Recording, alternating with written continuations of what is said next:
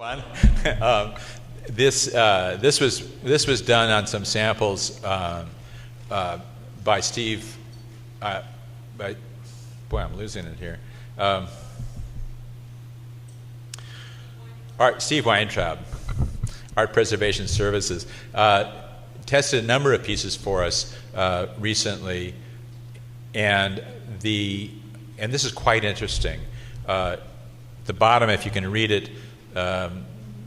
The real point here is that with no filter, there was about 500 microwatts per lumen, so this was not quite as bright a source as the source we had. Actually, it was a tungsten halogen bulb. It was a Solux bulb, 350 degree Kelvin, 3,500 degrees Kelvin, I think. The Optium had 0 microwatts per lumen. This was Optium Museum. It's the yellow line. I mean, it's quite impressive. If anybody wants to look at this stuff, I don't have a copy of this, but you can come up and I'll turn it on. You can look at it. At 400 nanometers, it hits the bottom. It's exactly where it ought to be. So as far as I'm concerned, if you guys continue to get those results, curves like this, you don't have to say 99%. It's 100%. Yes. Did you test the Optium as well as Optium Museum? Yeah, and what I said a minute ago is that, to my mind, at this point, well, we tested it here and it was 49 microwatts per lumen, which is not bad at all.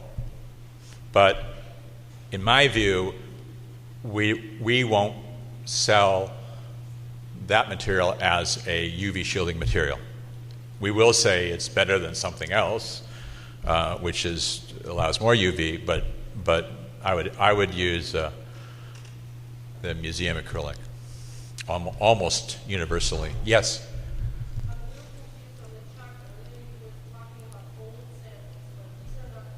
No, these are new samples. I probably made that transition too quickly.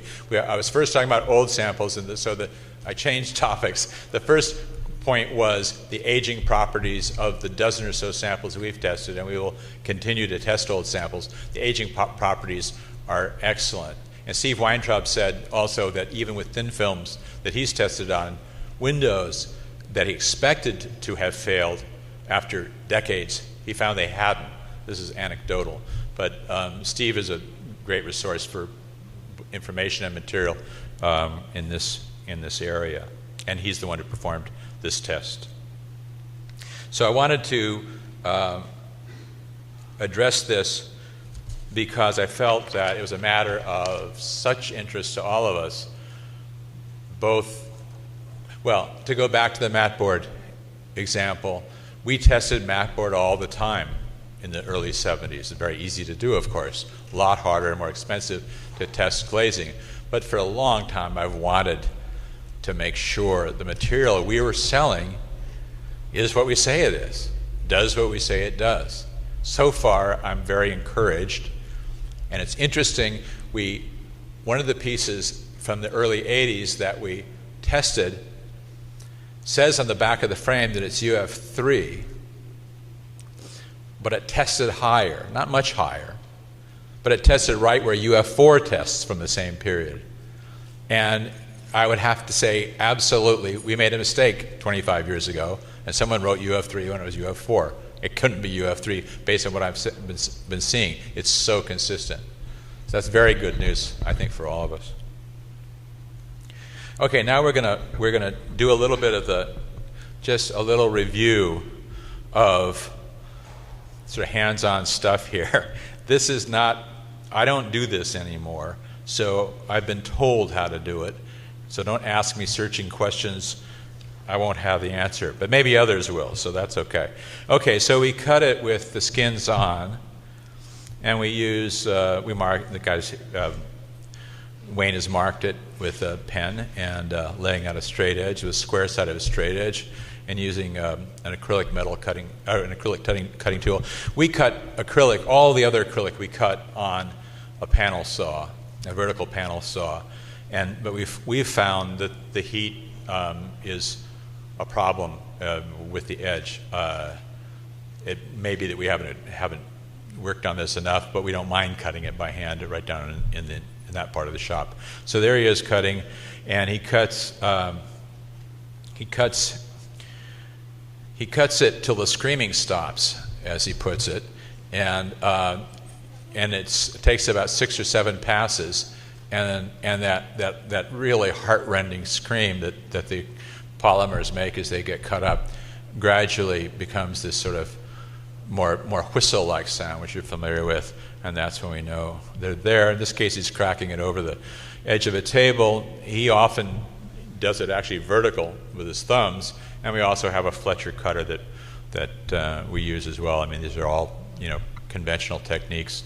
One point I might make is that our people always, even after they've stripped the skins off, actually put them back on whenever they're handling it and take them off finally only at the last minute. One thing I haven't addressed was abrasion resistance. The abrasion resistant surface is strong, but of course it's absolutely unforgiving. Once scratched, it's scratched forever. The underlying material isn't as hard, however, as glass, so that there's a yielding quality to the material under the coating. And so that can mean that in certain circumstances it will abrade more easily than a glass product will. That's something I can't vouch for one way or the other. I don't have enough experience for sort of side-by-side testing. The coating's strong, though, but it is on acrylic. Got a hard coat under the top coat, but still it's acrylic. So we're very careful in that regard. We clean it as little as possible. Our typical cleaning material we make ourselves, and we use distilled water and about 10% isopropyl alcohol, which is what Wayne's spraying here. The little jar to the left is PEC 12, photographic emulsion cleaner, which is very effective cleaner and leaves no residue for fingerprints or anything that's particularly resistant. We use wipe alls, Kimberly-Clark. They're soft, so there they all are. There Wayne is cleaning it. Okay, now we're in Faribault, Minnesota. We've quickly moved on. Last October, I flew to Faribault to see the Optium plant there.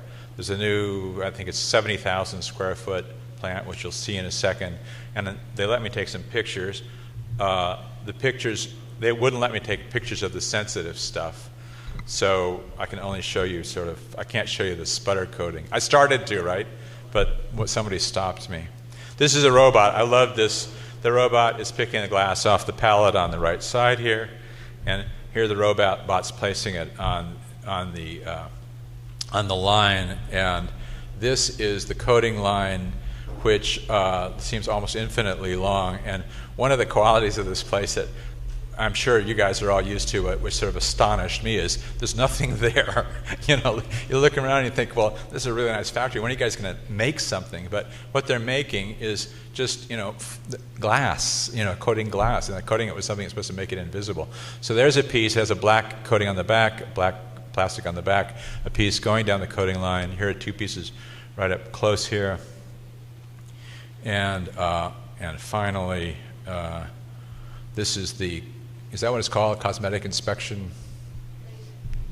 Yeah. So I thought this was a fitting final slide, and I call this as the sun sets on Faribault, Minnesota. That's it. Thank you.